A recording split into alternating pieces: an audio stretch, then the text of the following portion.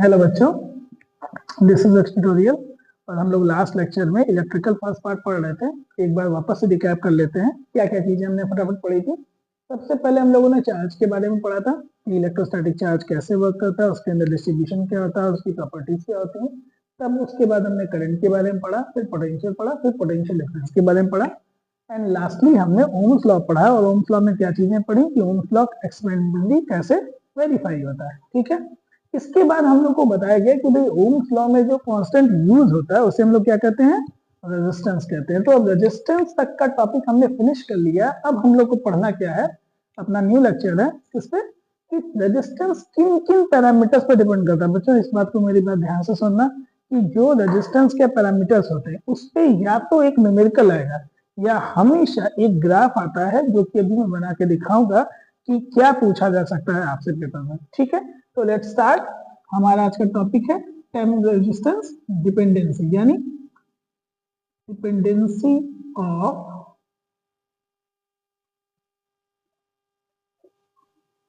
Resistance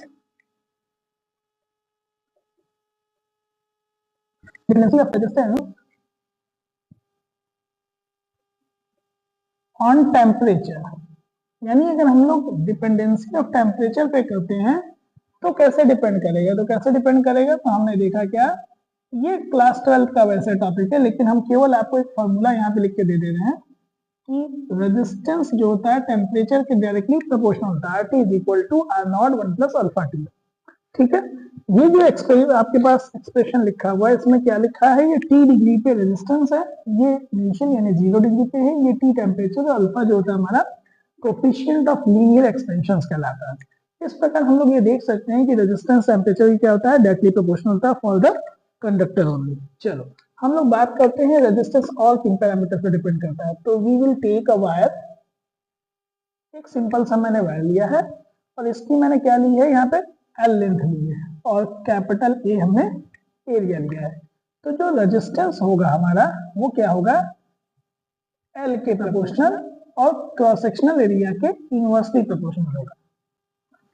ठीक है, जब इन दोनों प्रोपोर्शनलिटी को आप एक साथ मर्ज करोगे तो ये बन जाएगा L by A and proportionality constant लगाएंगे अगर हम लोग तो बन जाएगा रो L बाई ए। जो हमारा फॉर्मूला बना वो क्या बना बच्चों, R is equal to rho L by A, जहां पे R क्या है हमारा, वेयर हम लोग R के बारे में पहले से जान चुके हैं। R क्या होता है हमारा, रेजिस्टेंस ऑफ द वायर। रो क्या होता है हमारा, रेजिस्टिविटी, एक नया टर्म है यहाँ पे, रेजिस्टिविटी। रेजिस्टेंस और रेजिस्टिविटी ये दो नए टर्म्स हो गए, तो इन दोनों को आपस में देखा जाए तो अलग अलग चीज है।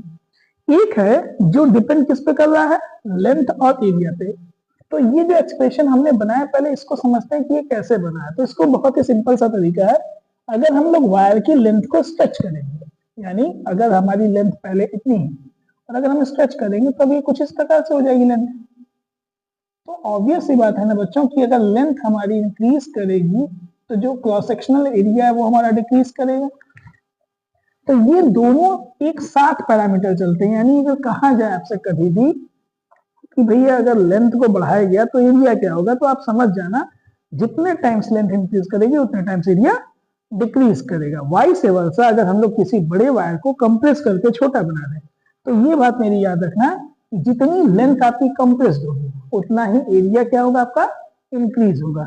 ठीक है, अभी हम लोग आगे इस चीज को प्रूव भी कर लेंगे कि अगर एन टाइम्स इंक्रीज करते हैं तो क्या रेजिस्टेंस होगा, एन टाइम्स डिक्रीज करते हैं तो क्या होगा। चलो पहले हम समझते हैं what is resistance and resistivity difference, यानी रेजिस्टेंस और रेजिस्टिविटी में क्या डिफरेंस होता है। ठीक है, चलो तो रेजिस्टेंस हमने पहले क्या जाना था कि भाई रेजिस्टेंस एक ऐसा पैरामीटर है जो क्या करता है, करंट को रोकता है, यानी ऑब्स्टेकल का काम करता है। लेकिन रेजिस्टिविटी क्या चीज है, तो रेजिस्टिविटी के बारे में बताया जाता है कि रेजिस्टिविटी वो पैरामीटर है या कह सकते हो किसी मटेरियल की वो कांस्टेंट प्रॉपर्टी है जो ये बताती है कि जो वायर है हमारा या जो मटेरियल है वो कितना करंट को रजिस्ट करेगा। यानी कह सकते हैं हम लोग कि रेजिस्टेंस उस ऑब्स्टेकल का नाम है, लेकिन रेजिस्टिविटी उस पैरामीटर का नाम है जिससे वो रजिस्ट करता है।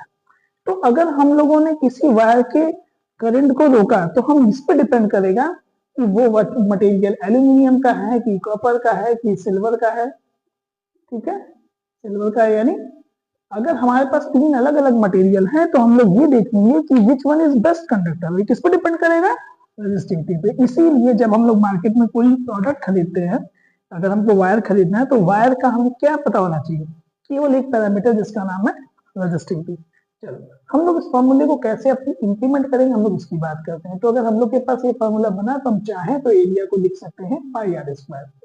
क्यों लिख सकते हैं? क्योंकि हम लोग को पता होना चाहिए, क्या पता होना चाहिए कि जो हमारा वायर है वो कैसा है, क्रॉस सेक्शनल एरिया उसका कैसा है, सर्कुलर है। हम देख रहे हैं ना कि यहाँ सर्कल बन रहा है, तो अगर क्रॉस सेक्शनल एरिया सर्कल है तो एरिया को हम लोगों ने पाई आर स्क्वायर सर्कल के एरिया से लिख लिया।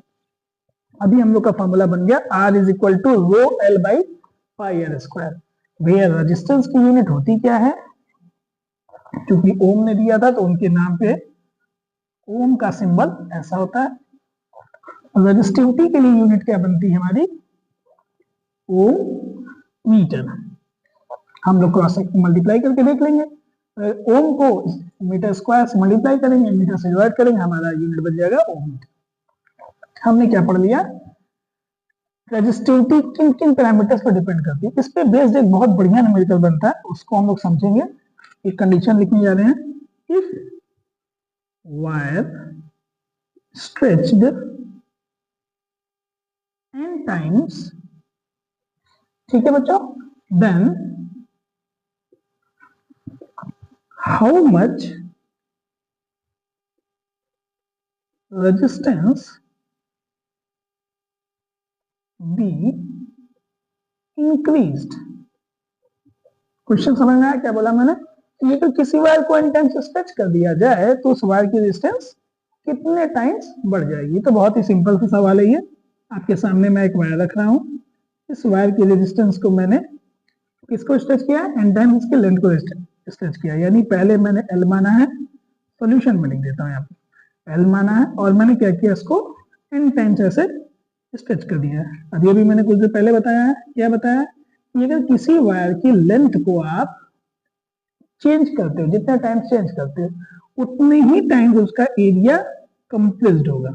यानी अगर लेंथ बढ़ेगी तो एरिया घटेगा।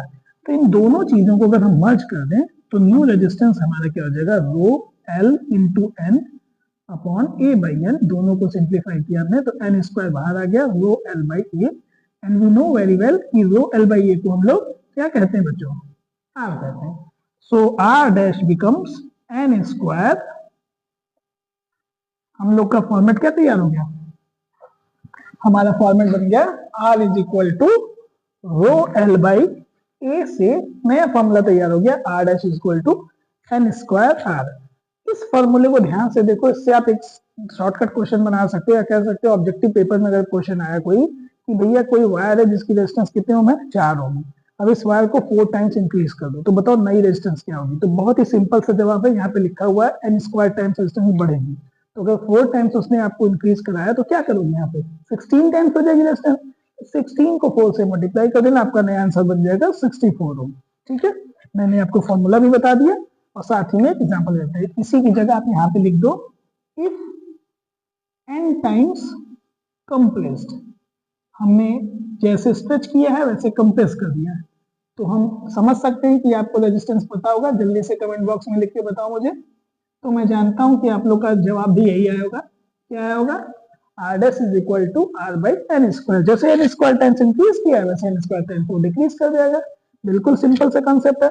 तो हम लोग के पास क्या मिल गया? ये टॉपिक पूरा फिनिश हो गया। इसमें अगर गलती से कोई और सवाल बनना चाहेगा तो केवल इतना बन सकता है कि रेजिस्टेंस और रेजिस्टिविटी में डिफरेंस क्या है, तो आप डिफिनीशन बता सकते हो। न्यूमेरिकल बनना है तो इस फॉर्मूले पे डायरेक्ट आ जाएगा। रेजिस्टेंस गिवन होगा, एरिया गिवन होगा, आपसे लेंथ पूछ सकता है, रेजिस्टिविटी दे सकता है, कुछ भी ऐसा बन सकता है। या आपको 2-3 पैरामीटर्स की रेजिस्टिविटी दे देगा, कह देगा बताओ अगर ये मटेरियल्स है हमारे पास तो कौन ज्यादा बेटर कंडक्टर है। तो स्वाभाविक सी बात है, रेजिस्टिविटी कौन सा पैरामीटर था जो वायर के करंट को रोक रहा है। जो रोक रहा है अगर वो ज्यादा है तो इसका मतलब क्या हुआ कि वो पुअर कंडक्टर है। यानी जिसकी रेजिस्टिविटी जितनी ज्यादा होगी उतना वो पुअर कंडक्टर होगा। तो यानी हमें देखना है कि लो रेजिस्टिव मटेरियल कौन है। ठीक है, तो इस पे हमारा ये कंसेप्ट कंप्लीट हो जाता है। अब हमारा आता है कॉम्बिनेशन ऑफ रेजिस्टेंस, यानी अब हम लोग रेजिस्टेंस के आगे सर्किट्स में बढ़ने जा रहे हैं। यहाँ से एक सवाल हर बार 3 से 5 मार्क्स ले जाता है। ये टॉपिक अकेला 3 मार्क्स का है मिनिमम, तो इस पे बहुत फोकस करना है, इसमें न्यूमेरिकल भी लगाना है, क्योंकि आज के लेक्चर में हम लोग इस पूरे टॉपिक को फिनिश करने वाले हैं। तो बिल्कुल आप लोग ध्यान से देखना और हर एक चीज को समझना, क्योंकि इसमें से कुछ भी मिस नहीं होना चाहिए। तो बहुत ही सिंपल सा सवाल है, हमारे पास रेजिस्टेंस है। हम लोग पहले ये समझेंगे कि कॉम्बिनेशन का मतलब क्या है। तो कॉम्बिनेशन का बहुत ही सिंपल सा मतलब है कि अगर हमारे पास कई सारे रेजिस्टेंस हों, क्योंकि आप लैब में गए होगे तो आपको लैब में रेजिस्टेंस दिखाया गया होगा। रेजिस्टेंस छोटे छोटे हमारे क्या होते हैं, वायर की तरह ही होते हैं, इसमें मटेरियल लगे होते हैं, और हम लोग क्या करते हैं, उनको एक बार आपस में कनेक्ट करके देखते हैं कि कनेक्शन करने के बाद करंट क्या सब में सेम जा रही है। और अगर सब में सेम नहीं जा रही बच्चों, तो क्या हो रही है कि करंट क्या हो रही है, डिवाइड हो रही है। तो उसको देखने के लिए हम लोग इसके कॉम्बिनेशन बनाते हैं। तो रेजिस्टेंस का कॉम्बिनेशन बनता है, कॉम्बिनेशन ऑफ रेजिस्टेंस। तो हम लोगों ने क्या देखा कि अगर हमारे पास इस तरीके से रेजिस्टेंस रखे जाएं जो कि सिंगल वायर से जुड़े हैं, किससे जुड़े हैं, सिंगल वायर से, और लास्ट में जाके वो किससे जोड़ दिए हैं, बैटरी से जोड़ दिए हैं। क्या किया मैंने, हमारे पास इस तरीके से 3 रेजिस्टेंस है जिन्हें हमने सर्किट से जोड़ा है, यहाँ पे एक बैटरी लगा दी है मैंने, और हमने उसको सिंगल वायर से जोड़ दिया है। तो बच्चों इस लाइन को मेरे ध्यान से याद रखना, जब तक वायर ब्रेक नहीं होगा, यानी सर्किट ब्रेक होकर 2 वायर में डिवाइड नहीं होगी, तब तक करंट उसमें क्या होगी बच्चों, सेम जाएगी। यानी सीरीज में करंट हमारी सेम जाती, क्योंकि वो करंट यहाँ से निकल के वापस से बैटरी में आनी है। तो यानी हमको ये माइंड में सेव कर लेना है कि करंट तभी डिवाइड होती है जब पाथ हमारे डिवाइडेड होते हैं। तो हमें क्या पता चला कि अगर करंट डिवाइड नहीं हो रही है तो डिवाइड क्या हो रहा है, तो हमें पता चलना होगा कि जो वोल्टेज हमने दिया है वो बारी बारी से सभी अप्लायंसेस में डिवाइड हो जाएगा। यानी अगर हमारे पास 220 वोल्ट की सप्लाई है और हमारे पास 3 अप्लायंसेस हैं, तो ऑटोमेटिक सी बात है कि वो 220 वोल्ट को जो है सभी अप्लायंसेस मिलके ड्रॉ कर लेंगे। तो अभी हमने क्या बनाया आपके सामने, एक कॉम्बिनेशन बना रखा है। इस कॉम्बिनेशन का नाम क्या है, ये हमारा इन सीरीज कॉम्बिनेशन। तो इन सीरीज में हम लोग एक सिंगल सी लाइन लिख लेंगे, क्या लिख लेंगे, current be same in series connection while potential be divided. ये लाइन हम लोग को याद कर लेनी है, पोटेंशियल बी डिवाइडेड। बहुत ही सिंपल सी बात है, अगर हमने ऐसे लिख लिया तो हम लोग क्या कर लेना है, करंट तो हमारी सेम ही है, तो हम लोग को फटाफट करना क्या है, इसमें वोल्टेज को डिवाइड करना है। यानी let us assume net potential V था, जिसको हमने V1 प्लस V2 प्लस V3 एंड सो ऑन, यानी अगर और सारे रेजिस्टेंस होते हैं तो उसमें डिवाइड कर दिया। अब चूंकि ओम्स लॉ बच्चों हमने पिछले लेक्चर में पढ़ लिया था, क्या पढ़ा था कि V इज इक्वल टू क्या होता है हमारा, IR होता है। तो हम लोगों ने क्या करना है, फटाफट यहाँ पे IR लिख लेना है, और इसी I को इस R1 से मल्टीप्लाई करना है, I को R2 से मल्टीप्लाई करना है, I को R3 से मल्टीप्लाई करना है, and so on. Right now I taken as a common, R1 plus R2 plus R3 and so on, cancelled I, we get R is equal to, मैंने proving में चाहता तो हटा भी सकता था, लेकिन 2 लाइन की चूंकि प्रूविंग है और कई बार ऐसा देखा गया है कि न्यूमेरिकल की जगह प्रूविंग आ जाती है बच्चों। तो आपको कंसेप्ट से याद हो जाए कि सीरीज में भैया क्या कॉमन है, हमारा वोल्टेज हमारी डिवाइड हो रही है, इसलिए आपको V को सम ऑफ वोल्टेज के बराबर कर देना है, और पैरेलल में इसका जस्ट उल्टा कर देना है। पैरेलल में क्या करना है, क्योंकि पैरेलल का मतलब क्या होता है हमारा, ऐसे अप्लायंसेस जिनका टर्मिनल सेम हो। मेरी बात फिर से ध्यान से सुनना, ऐसे अप्लायंसेस जिनका टर्मिनल सेम हो। टर्मिनल सेम होने का मतलब क्या होता है बच्चों, टर्मिनल सेम होने का मतलब ये होता है कि हम लोग जब वोल्टेज ड्रॉ करते हैं तो वोल्टेज ड्रॉ हमेशा टर्मिनल के क्रॉस होती है। अगर इनका टर्मिनल अलग अलग है, देखो यहाँ पे एक टर्मिनल है, ये पॉइंट, ये पॉइंट, ये पॉइंट, इनका टर्मिनल अलग हुआ, इनका टर्मिनल अलग हुआ, इनका टर्मिनल अलग हुआ। तो जब टर्मिनल अलग हो जाएगा तो इस टर्मिनल के क्रॉस ये अपना वोल्टेज ड्रॉप करेगा। क्योंकि मैंने आपको लास्ट लेक्चर में एक बात बताई थी, क्या बताई थी, कि voltmeter always connected in the parallel and ammeter always connected in the series. इसका मतलब था, इसका क्या मतलब था, अगर वोल्ट मीटर को हम लोग पैरेलल में कनेक्ट किए हैं तो वो सिर्फ उस अप्लायंस के अक्रॉस ड्रॉ होने वाले वोल्टेज को बताएगा, ना कि वो पूरे सर्किट के वोल्टेज को बताएगा। पूरे सर्किट की वोल्टेज के लिए हम लोग को वोल्ट मीटर इस बैटरी यानी सोर्स के पास लगाना पड़ता है। ठीक है, तो चलो हम लोग बात करते हैं फटाफट, अब आ जाते हैं हम लोग पैरेलल कनेक्शन में। इन पैरेलल, अभी हम लोगों ने सीरीज में देख लिया, अब हम देख रहे हैं इन पैरेलल कनेक्शंस क्या होगा। तो इन पैरेलल क्या होगा, हमारे ये अप्लायंसेज हैं जो कि अब क्या हो रहे हैं, एक टर्मिनल से जुड़े हुए हैं, और हमने इस तरीके से 3 रेजिस्टेंस को आपस में जोड़ दिया है जिनका इनिशियल और फाइनल पॉइंट का टर्मिनल सेम करना है। अभी हम कैसे समझते हैं, देखिए हम लोग के पास अभी क्या थे, ये 3 रेजिस्टेंस के अलग अलग पॉइंट्स थे, यानी इनके टर्मिनल वोल्टेज ड्रॉ अलग होते हैं। अब हमने इस बैटरी के टर्मिनल को सेम कर दिया, तो जब हमने यहाँ से वोल्टेज ड्रॉ किया तो वो यहाँ पहुंच गया। जब यहाँ पहुंच गया वोल्टेज बच्चों, तो ये हम क्या देख रहे हैं, हम ये देख रहे हैं कि इसके क्रॉस भी वही वोल्टेज आएगा, इसके क्रॉस भी वही आएगा, इसके क्रॉस भी, यानी तीनों अप्लायंसेस हमारे सेम पोटेंशियल को ड्रॉ करेंगे। तो हमने यहाँ पे नेट वी लिख लिया और यहाँ पे हमने आई भेज दिया। अभी सिंपल सी बात है, जब हमने यहाँ पे आई भेजा था, सप्लाई सेम दी थी, तो यानी करंट सेम थी, तो वोल्टेज डिवाइड हुआ था। तो बच्चों यहाँ पे क्या होगा, जब हमने वोल्टेज सेम कर दिया तो जो ये करंट है वो सभी बारी बारी से अलग अलग पार्ट में डिवाइड हो जाएगी। ठीक है बच्चों, R1, R2, R3। तो बहुत ही सिंपल सा कंसेप्ट आया, क्या आया कि हमने क्या कर डाला है, सभी करंट्स के सम को अलग अलग लिख लिया। अब जब हमने इस तरीके से लिख लिया तो हम क्या लिखेंगे, आई को क्या बोलेंगे, आपको जैसे V को IR बोला तो आई को क्या बोलेंगे, V बाई R। इसी प्रकार I1 के लिए क्या हो जाएगा, V by R1, V by R2, V by R3 and so on. V को जैसे ही हम कॉमन लेंगे, जो रिजल्ट हमारा यहाँ पे ऐसे आया था, वो रिजल्ट अब क्या हो जाएगा, 1 by R is equal to 1 by R1 plus 1 by R2 plus 1 by R3 and so on dot dot dot.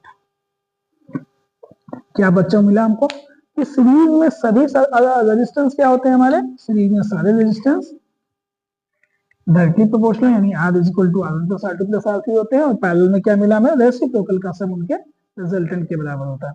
अब सवाल ये आता है कि हमको रिजल्ट दोनों मिल गया, लेकिन हम एग्जाम में क्वेश्चन कैसे लगाएंगे। तो आपको मैं एक क्वेश्चन का डेमो दे देता हूँ। क्वेश्चन का डेमो कुछ ऐसे है कि सपोज करो, क्योंकि 10th लेवल की बात हो रही है, तो जनरली जो मैंने पेपर आज तक देखा है आप लोग का, उसके हिसाब से बहुत ही ज्यादा हार्ड बनते नहीं क्वेश्चन।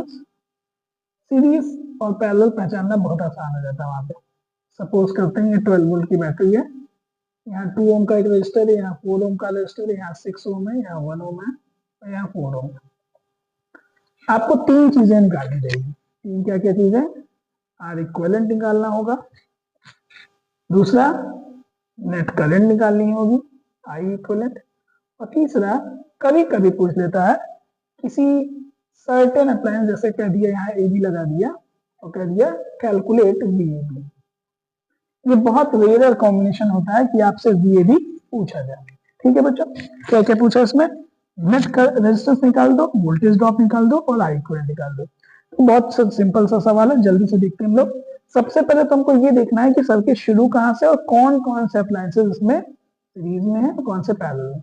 तो बहुत ही सिंपल सी बात है, हमने करना क्या है, यहाँ पे आई लगाना है और हमें ये देखना है कि आई जिस रास्ते से जा रही है उनमें किन किन रेजिस्टेंस में आई जा रही है और किसमें किसमें वो आई डिवाइड होती जा रही है। तो हमने क्या देखा कि भाई आई जब यहाँ से चल के आगे बढ़ी तो इसमें क्या हो गया, 2 करंट I1 I2 बन गए, लेकिन जैसे ही ये दोनों I1 I2 मिलकर यहाँ वापस से पहुंची तो फिर से ये आई हो गई। ऐसे हमें रफली बना लेना ताकि हमारे माइंड में सेव हो जाए। तो अब अगर हम माइंड में सेव करना चाहते हैं तो हम देख रहे हैं कि भाई क्या हो रहा है, ये दोनों करंट तो यार डिवाइड हो गई और ये करंट तो यार सेम हो गई।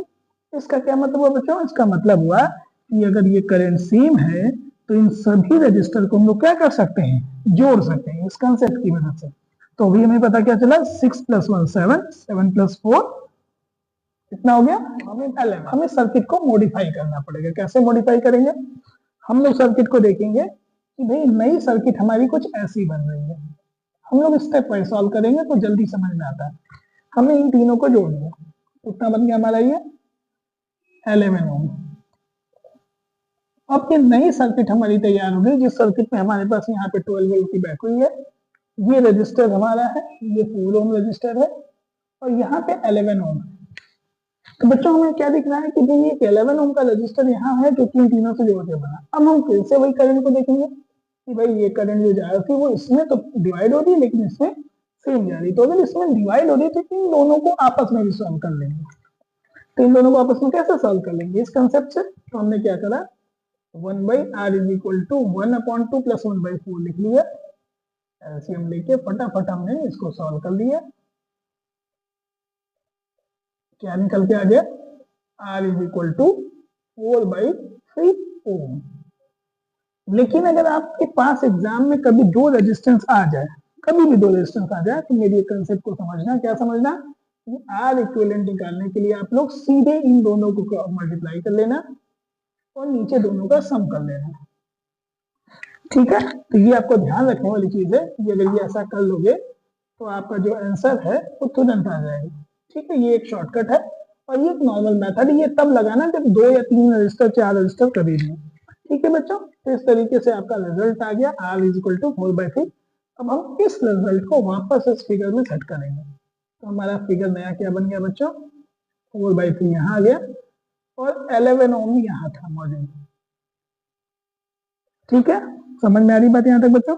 हमें क्या नजर आ रहा है कि भाई जो यहाँ पे रेजिस्टेंस है इनका रिजल्ट ये बन चुका है, इन सबका रिजल्ट ये बन चुका है। तो अभी इस सर्किट में क्या हम लोग को नजर आ रहा है, हम लोग को नजर आ रहा है कि भाई अब ये करंट सेम जाएगी दोनों में।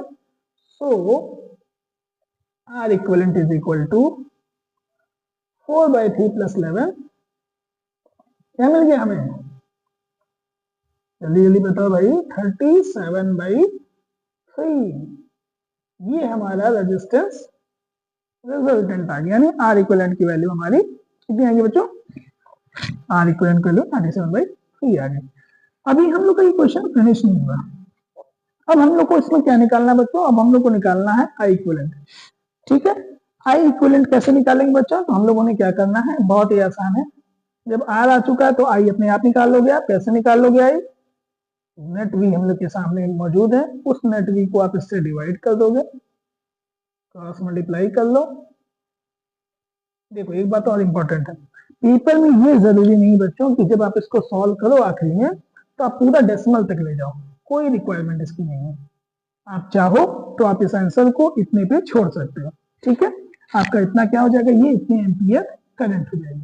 आपने क्या क्या पार्ट निकाल लिया इस क्वेश्चन में, क्या क्या आपको पूछा था, आपको पूछा गया था V पूछा गया था, R पूछा गया था, I पूछा गया था। अभी भी आपका VEB निकालना बाकी है बच्चों। तो अगर VEB निकालना है तो अब आप क्या करोगे, देखोगे इस पूरे क्वेश्चन में कि VEB के लिए आपको क्या चाहिए, इसके क्रॉस वोल्टेज चाहिए, इसकी क्रॉस वोल्टेज के लिए आपको क्या क्या चीजों की जरूरत है, क्योंकि आपके पास फॉर्मूला होता है क्या, V is equal to IR। तो अगर V is equal to IR होता तो इस वोल्टेज के लिए इस पार्ट की करंट और इस पार्ट का रेजिस्टेंस चाहिए। तो इस पार्ट का रेजिस्टेंस कितना है, यहाँ पे देखो ये हमारा AB था और इसका रेजिस्टेंस कितना आया था हमारा, कितना आया था 4/3। तो अगर ये रेजिस्टेंस आया तो ये रेजिस्टेंस कितना है, किसका आ गया, ये AB पार्ट का। तो अगर हम चाहें तो यहीं पे हम लोग इसका वोल्टेज ड्रॉप निकाल सकते हैं। तो VAB की वैल्यू हो जाएगी बच्चों 4/3 इंटू, अब हम देख रहे हैं पहले से जो करंट जा रही है AB में वो टोटल I जा रही है, यानी कितनी जा रही है 36/37। एंड वी नो दैट इसका कैलकुलेशन जो करेंगे वो रिजल्ट हमारा बन जाएगा, यानी 48/37 वोल्ट।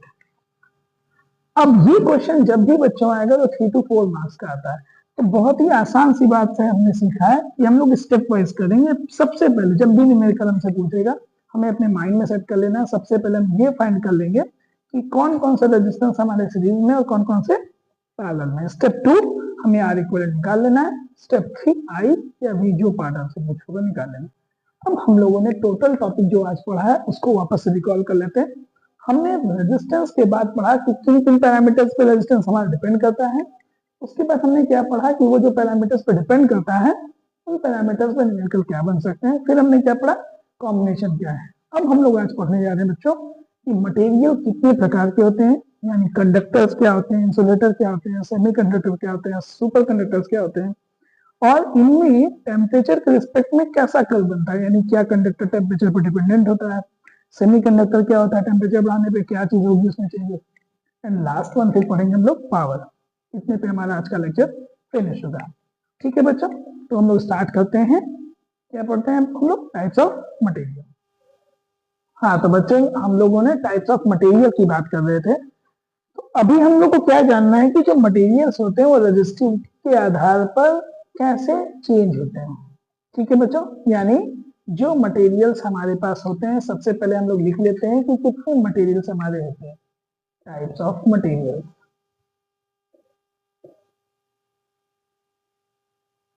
फटाफट लिख लेते हैं। On the basis of resistivity we have four types of material: conductors, insulators, semiconductors and little bit superconductors। हम लोग मेनली कंडक्टर, इंसुलेटर, सेमीकंडक्टर के नाम काफी सुने हुए हैं। यहाँ रेजिस्टिविटी के आधार पर हम लोग को कैसे सुनना है वो समझते हैं।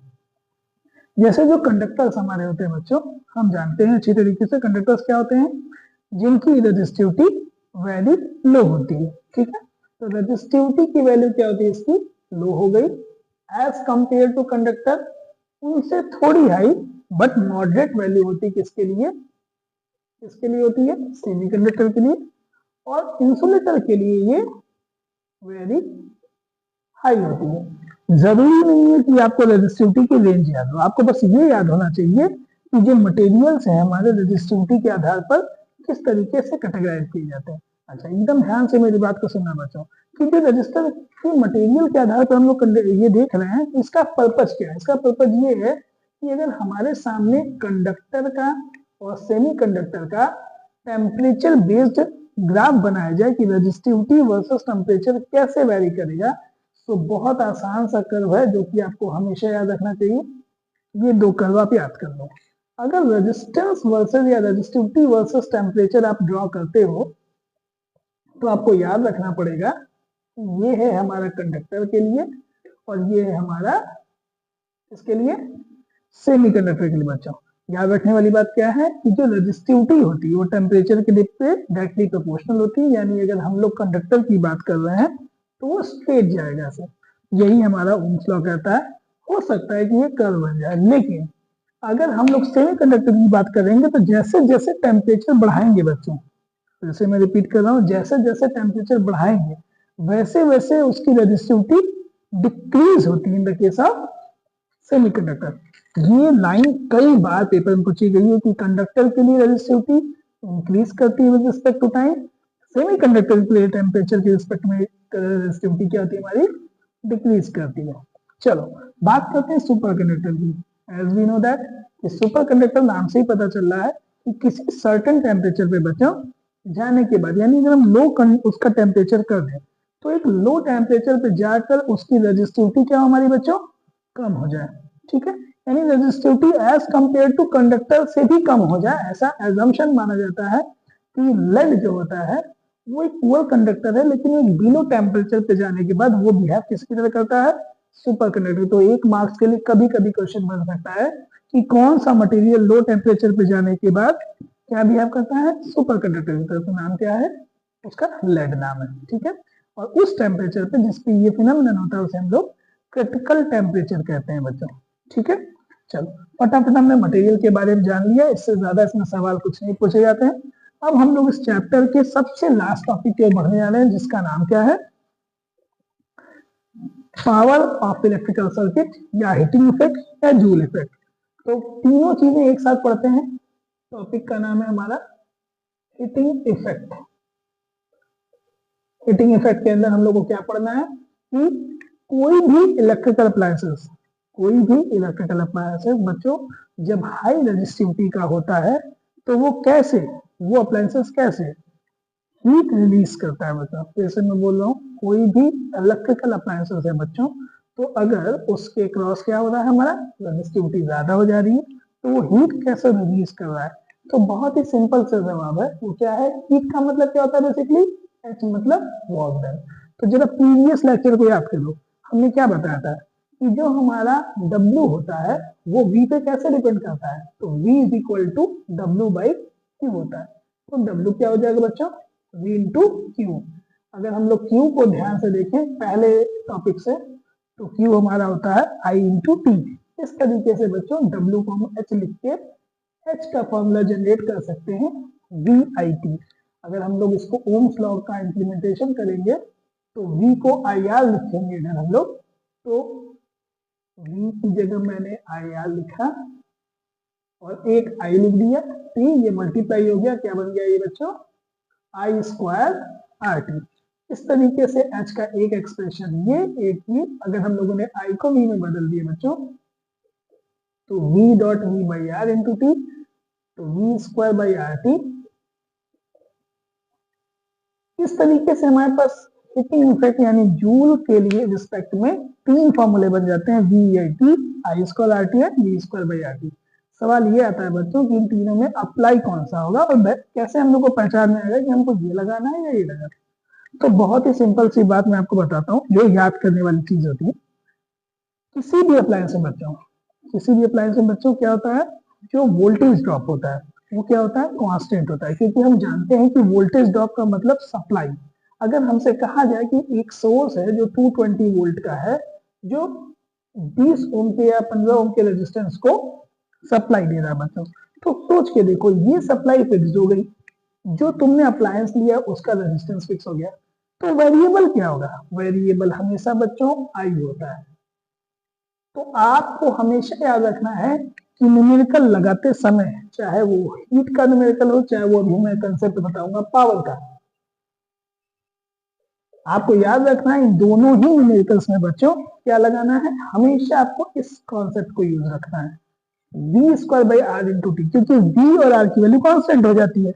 हाँ, जब उस क्वेश्चन में आपको आर मिसिंग हो तब आप एक बार देखना कि वी आई टी से वो लग रहा है, यानी आप इन दो फॉर्मूले को पहले टच नहीं करोगे, आप हमेशा V square by R into T को यूज करोगे।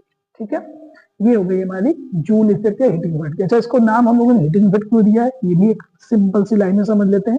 तो 1 मार्क्स में क्वेश्चन पूछा जाता है बच्चों, वो क्या पूछाता है कि जूल इफेक्ट से क्या समझते हो आप, तो आपको जवाब ये देना होता है कि जो भी आपके इलेक्ट्रिकल अप्लायंसेस होते हैं, जैसे घर में यूज होने वाला electrical geyser, electrical heater, emulsion rod, या जितने भी हमारे हीटिंग अप्लायंसेस, जिसमें बेसिकली होता क्या है, उसमें होता ये है कि जो अब हमारे पास मटेरियल होता है वो हाई रेजिस्टिव बनाने के लिए हम लोग क्या यूज करते हैं, उसमें एलॉय यूज करते हैं, यानी प्योर कंडक्टर ना होकर वो एक एलॉय होता है। और हम जानते हैं एलॉय क्या होता है, एलॉय क्या होता है बस, एलॉय बेसिकली 2-3 कंडक्टर्स को एक सर्टेन रेशियो में मिला के बनाया हुआ मटेरियल होता है। अच्छा, क्यों बनाया हमने उसको, ताकि हम लोग हाई रेजिस्टिविटी को बना सके, तो जितना ज्यादा से ज्यादा वो हाई रेजिस्टिव होगा उतना ज्यादा से ज्यादा वो क्या करेगा, हीट रिलीज करेगा। तो हम लोग फटाफट इस टॉपिक को समझ लिए। अब हम लोग आते हैं पावर पे। तो हम जानते हैं पावर का मतलब क्या होता है, basically rate of doing work is called as power, जिसकी एसआई यूनिट क्या होती है बच्चों, क्या होती है, W A double T watt. अभी हम लोग पावर को और डीप में ले जाएंगे, तो डब्ल्यू को क्या लिख सकते हैं हम लोग बच्चों, यहाँ से V into Q upon T, क्योंकि क्यू बाई टी की वैल्यू क्या होती है, आई। तो पावर का एक फॉर्मूला हुआ वी इंटू आई, एक फॉर्मूला हुआ वी स्क्वायर बाई आर, एक फॉर्मूला हुआ आई स्क्वायर।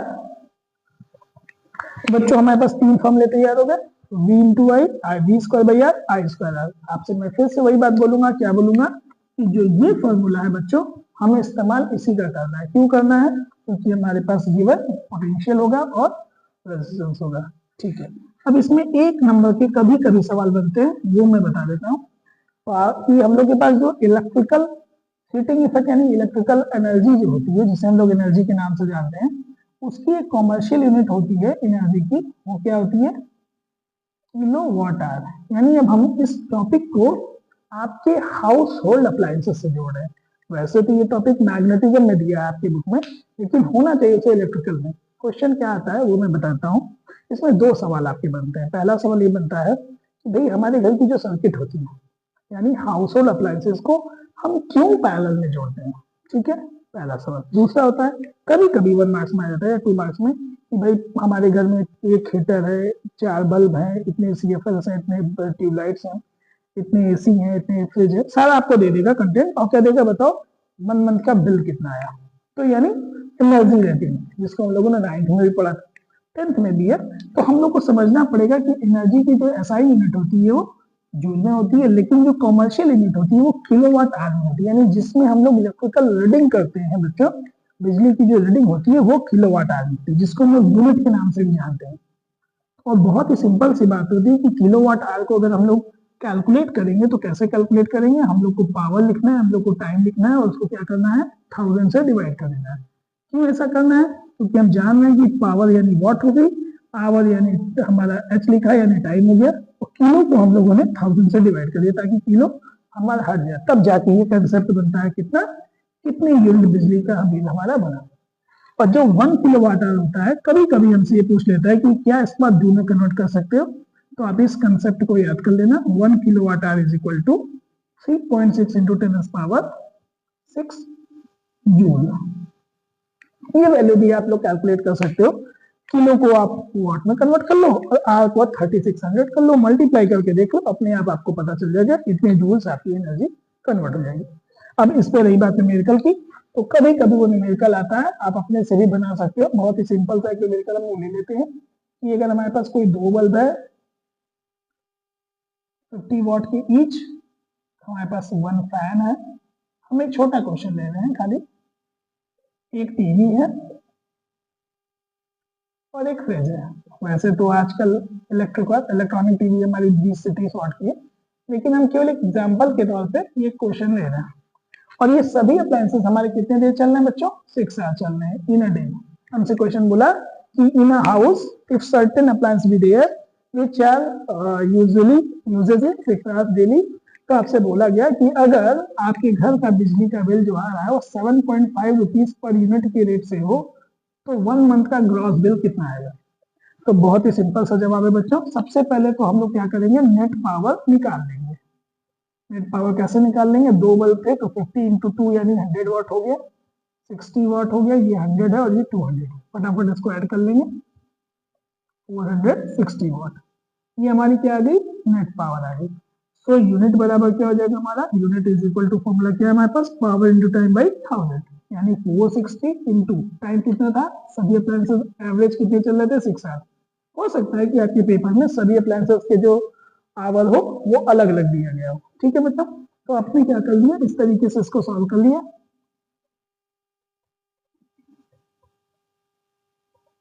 कितना आ गया आपका? 276/100 और ये वैल्यू आ गई ऑलमोस्ट 2.76 यूनिट्स, यानी एक दिन में आपने इतनी यूनिट बिजली खर्च की। तो 30 डेज में कितना खर्च किया आपने?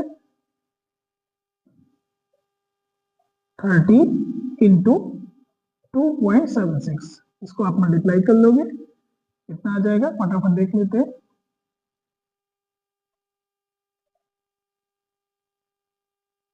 82.80 यूनिट्स आपने बिजली खर्च की है। किसमें की है खर्च है? 1 मंथ में। तो आपका बिजली का बिल कितना है? सभी को मल्टीप्लिकेशन आता ही है, तो आप इसको मल्टीप्लाई कर लोगे। So consumption is equal to consumption is equal to 82.80 divide multiplied by 7.5। आप इसका मल्टीप्लिकेशन कर लेना और टोटल कैलकुलेशन करके मुझे कमेंट बॉक्स में जरूर देना। किस तरीके से आप किसके क्वेश्चंस लगा लोगे? किलोवाट आवर के। तो ओवरऑल आपने जूल इफेक्ट और पावर रेटिंग दोनों पढ़ लिया है बच्चों। इस लेक्चर के बाद हम लोग का ये पूरा चैप्टर यानी पूरी इलेक्ट्रिकल यूनिट कंप्लीट हो जाती है।